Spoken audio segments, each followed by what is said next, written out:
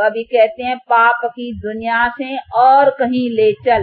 अभी किधर चले? हाँ, और ठिकाने का भी तो मालूम होना चाहिए कि और कौन सा ठिकाना है जहाँ सुख और शांति है। सुख और शांति को भी इस दुनिया में आना है, लेकिन आए कैसे? दुनिया ये एक ही है, बाकी इस दुनिया का परिवर्तन होने का है।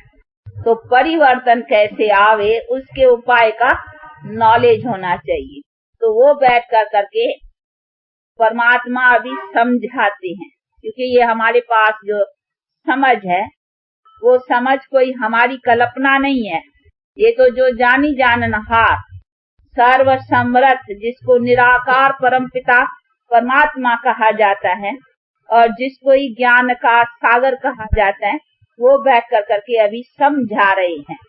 तो वो समझाते हैं कि किस कारण से तुम्हारे पास दुख शांति भी आई है, अभी उसको कैसे लौटाओ, फिर सुख शांति को लाओ, उसका बैठ कर करके उपाय समझाते हैं कि ये हुआ है तुम्हारे पाप कर्म से। दुख जो हुआ है वो तुम्हारे पाप कर्म से हुआ है, और पाप तुमसे हुआ है विकारों के कारण। अभी विकारों को नष्ट करो तो पाप होना बंद हो जाएगा, और पाप न होने से फिर दुख नहीं होगा।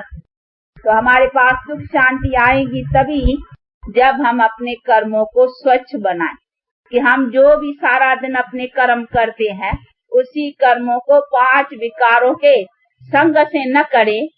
इसीलिए अपने को सच सच वैष्णु रखना है, तो विकारों से वैष्णु रखने का है। उसको धोने के लिए तो फिर हमको ज्ञान और योग का बल चाहिए। योग का मतलब ये नहीं है कि आसन लगाना या कोई किसी मूर्ति का बैठ कर करके ध्यान करने का है, नहीं।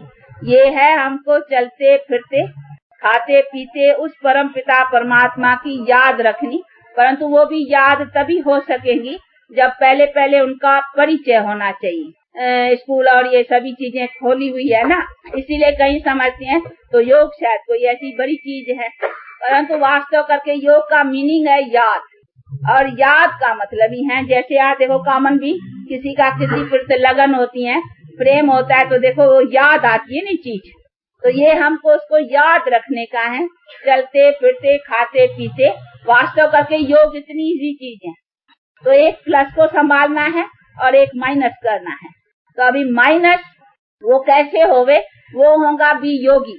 याद करने से वो हमारा पिछला जो पापों का खाता है वो माइनस होगा, और बी होली यानी पवित्र रहने से फिर हमारा खाता जो है वो बुरा न बनेगा।